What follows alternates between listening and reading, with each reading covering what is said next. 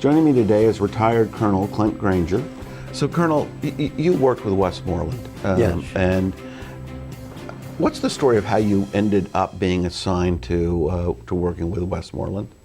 How'd you get there? Was it straight up promotion? Oh, no. When Westmoreland was promoted from Brigadier General to Major General, he became the superintendent at West Point.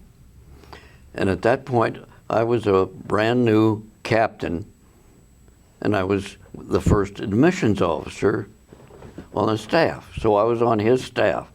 And he was a nice person to work with, and he was curious about what we were doing. Later on, of course, when I ended up in Vietnam, I ended up, had a minor disconnect with my own boss, and I was sent to go and talk to people in Saigon. So what was the minor where were you when you had the minor disconnect with your own boss? At a Corps headquarters. In Vietnam. In Vietnam. Mm-hmm. And so how does one in the military have a minor disconnect? It doesn't sound minor or a disconnect to me. I shouldn't have called him a name. Okay. which you may not be able to repeat on TV, because this is over the air. We have FCC rules. Do not tell a three-star general when you're a major that you don't think he's a very bright. Okay, so good lessons, right? Just for the average person. Don't tell your boss that he's a son of a, or something like that. Okay, got that? Point taken. So this gentleman, this general, says, I need to do something with this young man. And he sent you to... No, the three-star didn't like me. Yeah. The one-star chief of staff and I got along fine. And he said, you can't stay here, you're going to get in trouble again. So he sent me as a special envoy to Westmoreland's headquarters.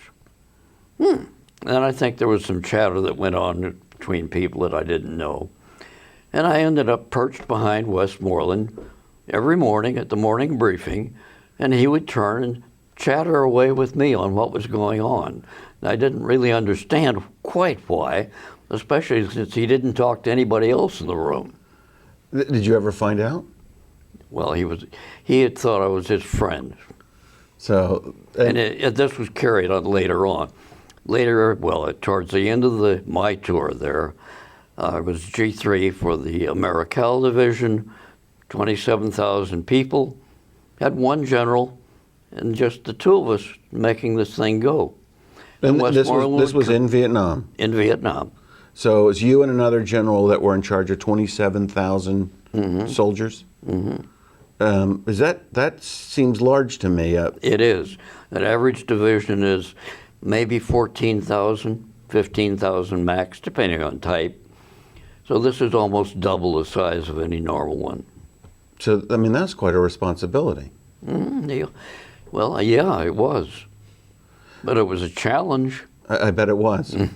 What were some of the most challenging things that you had to do during that period? Well, it began with the Marines getting in great trouble along the DMZ, and they had to shift their resources north. So I took the 1st Army Battalion in to replace them in the southern part of the I Corps area.